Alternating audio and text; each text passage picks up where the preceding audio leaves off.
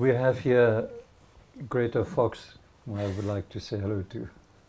And Greta's uncle, Ouskrige, whom you know, many of you know as a poet. I remember it may be apocryphal, but I believe he was translating a Shakespeare play, and he loved it so much, and he was getting so involved, and he enjoyed it so much that he continued quite a way beyond the original,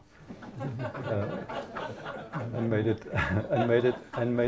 it work. But isn't that, when you read now? I mean, I've been reading for another project the work of Rumi, and the various ways in which it's been translated. Even the way it is put together in a translated form makes of it a new poem, obviously. And of course, the test is: does it work as a new poem? Does it live in its own otherness? And one could, if one wants to be, I suppose, basically pretending to be philosophical, you could say that everything we write is probably a translation of something in some form. It is a giving shape in new form, perhaps, to that which pre-exists the words that you actually use. I love this idea of a poem being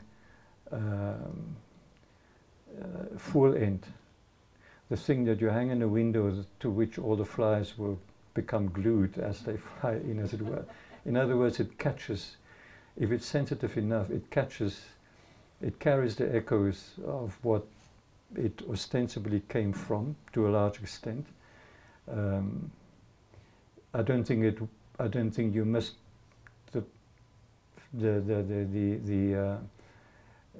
the implication that, of course, I felt very close to Mahmoud Darwish, you know, and many of the images and many of the concerns I very strongly identified with. I probably wouldn't have done so otherwise.